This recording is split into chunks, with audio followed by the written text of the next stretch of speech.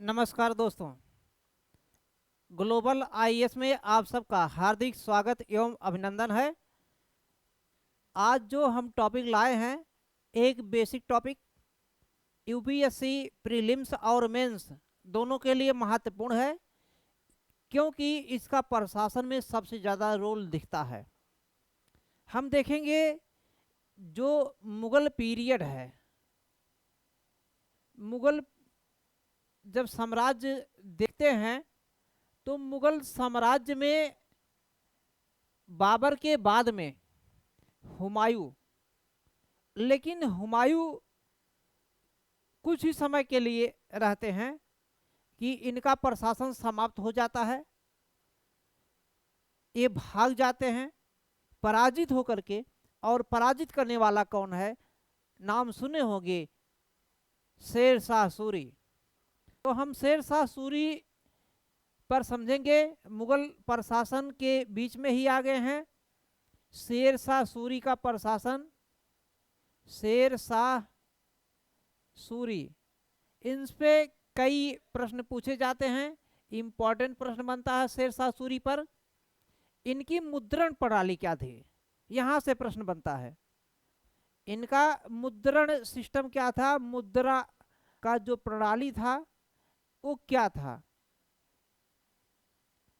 तो शेर शाह सूरी ये वही शेर शाह सूरी है जिसके बचपन का नाम फरीद था।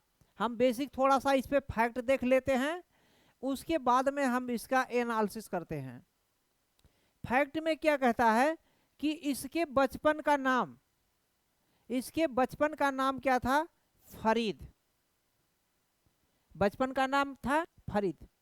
लेकिन बचपन में ही जब कुछ बड़ा होता है, वैसा नहीं कि छोटा सा 2-3 साल का बच्चा है, जब कुछ बड़ा होता है तो इसका इसके पिता से मनमुटाव हो जाता है।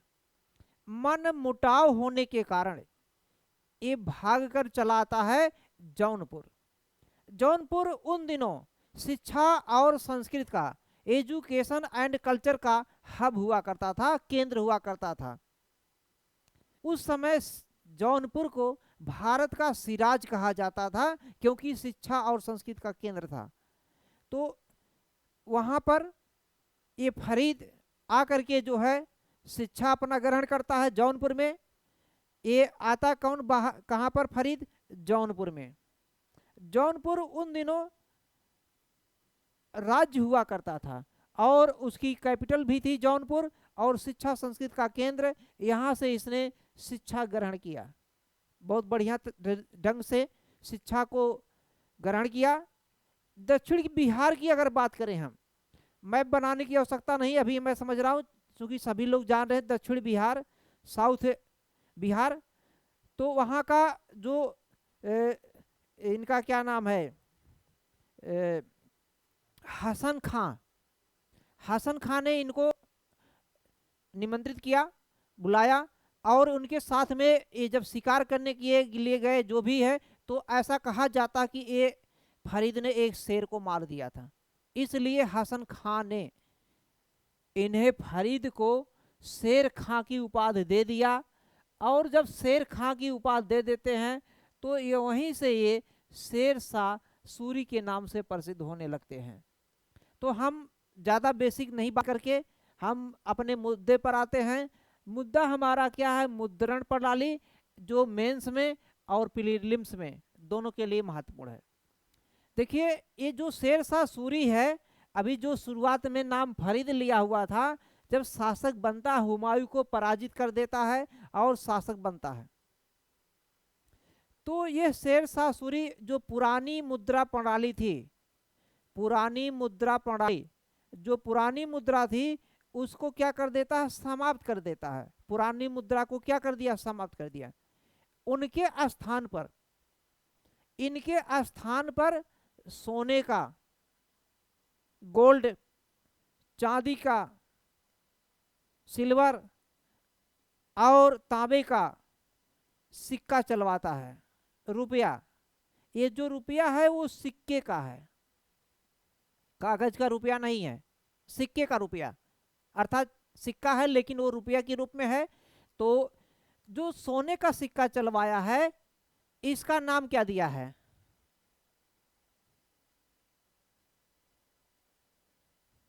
इसका नाम देखिए क्या दिया है, ये जो सोने का है इसका नाम दिया अशरफ। पूछा जा सकता है प्रीलिम्स में, शेरशाह सूरी के प्रशासन में या मध्य युगीन इतिहास में अशरफ क्या होता था मुद्रण प्रणाली के संदर्भ में। तो जो शेरशाह सूरी है जो सोने का सिक्का चलवाया है इसका नाम था अशरफ। ये आम जनता के पास पहुंच से बाहर था। ज्यादातर ये अशरफ अर्थात जो सोने के सिक्के के रुपए थे ये ज्यादातर राजाओं के पास ही रहते थे, उच्च वर्ग के पास ही रहते थे, अमीरों के पास ही रहते थे, पहली चीज। दूसरी चीज इसमें क्या है, जो चांदी का इसने सिक्का चलाया है इसका नाम रुपया दिया है। उस समय चांदी के जो सिक्के थे ये सिक्के को क्या कहा जाता था, रुपया। रुपया ऐसे भी लिखा गया है, ऐसे भी लिखा गया है रुपया। तो मध्यकालीन इतिहास में चांदी का अगर कोई सिक्का चलवाया है वो भी रुपये के रूप में जिसका नाम रुपया दिया गया है, वो शेरशाह सूरी पहला ऐसा शासक है। और इसकी खास विशेषता क्या है, जो चांदी का ये जो सिक्का चलवाया है जिसे रुपया नाम दिया गया है ये 180 ग्रेन का होता था। 180 180 ग्रेन 180 ग्रेन 180 ग्रेन का ये होता था। सबसे बड़ी विशेषता ये विशुद्ध चांदी का होता था। बट 180 ग्रेन में 175 ग्रेन विशुद्ध चांदी होता था, विशुद्ध चांदी। और केवल जो 5 ग्रेन है 175 ग्रेन विशुद्ध चांदी होता था, और जो 5 ग्रेन बनता है 5 ग्रेन ये थोड़ा सा मिक्सचर होता था।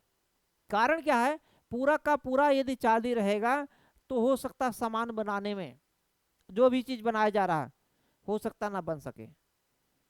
जैसे सोने का अगर पूरा का पूरा 24 कैरेट का बनाएंगे तो पूरा का पूरा नहीं हो पाएगा, थोड़ा सा मिक्सचर कर देते हैं। अब कोई ज्यादा मिक्सचर कर देगा तो ज्यादा कमाई कर रहा है आज के प्रेजेंट टाइम में।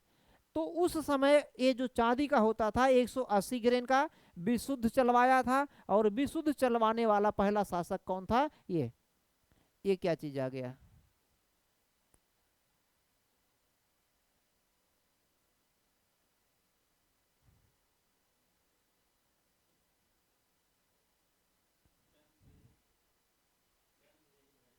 पेन पेन पे, किस पे, ए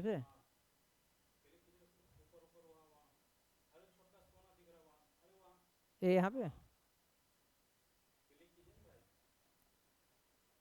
इस पर कुछ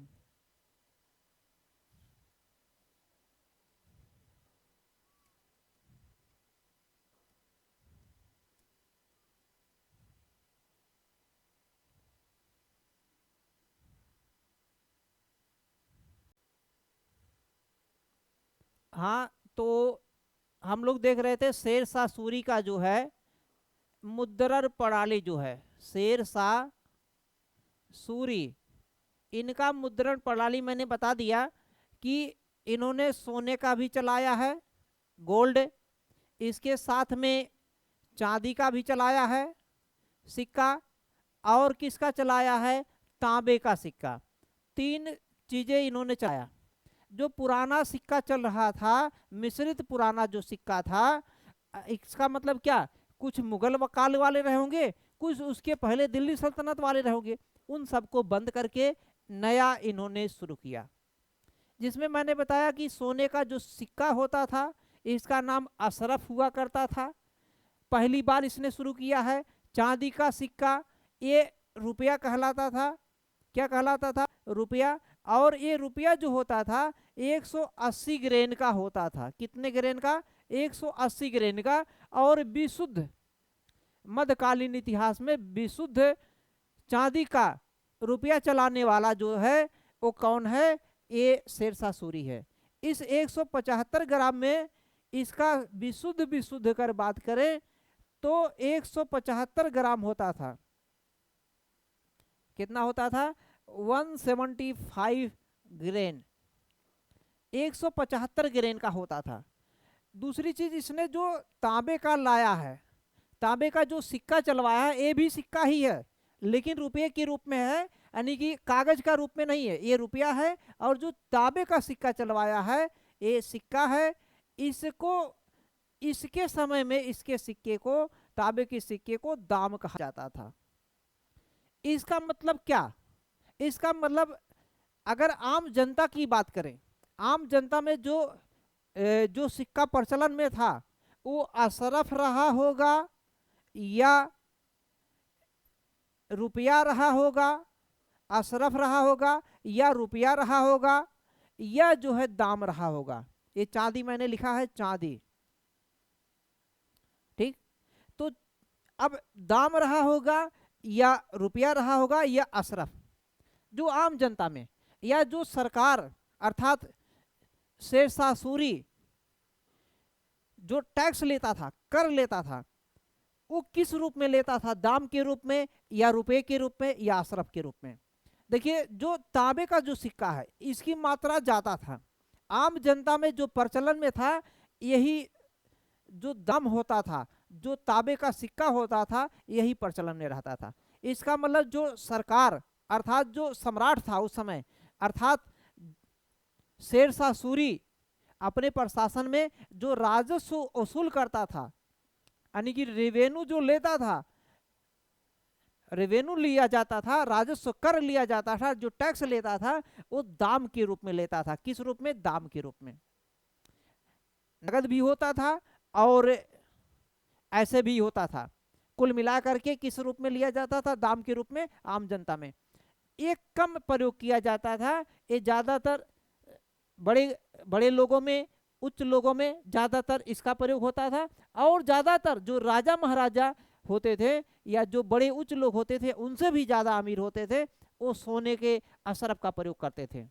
यहां तक क्लियर हो गया। उस समय अगर बात करेंगे शेरशाह सूरी के समय, कुल 23 टकसालें स्थापित किया था उसने। कितनी टकसालें इसके समय हो गई थी? 23 टकसाल, 23 टकसालें। इतना ये फैक्ट के रूप में है। देखिए, जो यूपीएससी इस समय या पीसीएस की स्टेट की बात करें, जो पूछ रहे हैं, रहता तो कॉन्सेप्ट लेकिन उसमें एक फैक्ट डाल देते हैं।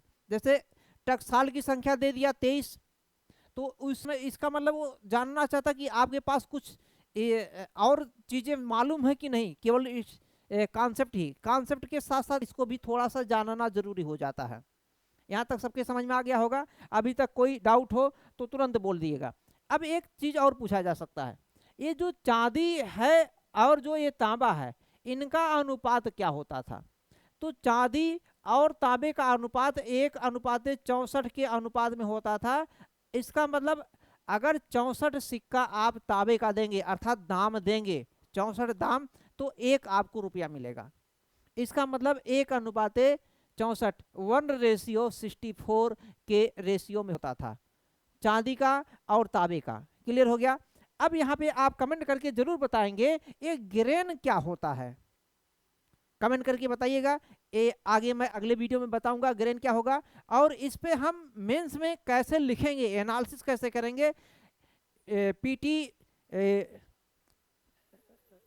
16 जून 2024 को होने वाला है, इसके 4-5 दिन बाद, अर्थात मान के चलिए 21 जून से हम लोग BPSC foundation batch, UPSC foundation batch और साथ में ऑप्शनल हिस्ट्री, जियोग्राफी और पॉलिटिकल साइंस शुरू हो रहा है। पूरे मुखर्जी नगर ही नहीं, पूरे इंडिया में अगर बात करेंगे सबसे कम दाम में, सबसे कम रुपए में, सबसे कम फीस में और सबसे अच्छे क्वालिटी में देने का हम लोग प्रयास करेंगे। हमारी टीम इस पर जो है सतत रूप से कार्य कर रही है, लगभग 2 महीने से कार्य कर रही है, क्योंकि हम लोग जो है पीटी के बाद में इस पे स्टैंडर्ड काम करने के लिए तत्पर हैं, ताकि हिंदी मीडियम के रिजल्ट को हिंदी मीडियम के रिजल्ट पे ला सकें। और प्रयास हम लोग हिंदी और इंग्लिश दोनों बाइलिंगुअल करने के प्रयास में हैं। तब तक के लिए हम इजाज़त लेते हैं। धन्यवाद। वीडियो को लाइक कीजिएगा, शेयर कीजिएगा, सभी मित्रों में शेयर कीजिएगा और चैनल पर यदि नए हैं तो सब्सक्राइब कीजिएगा। धन्यवाद।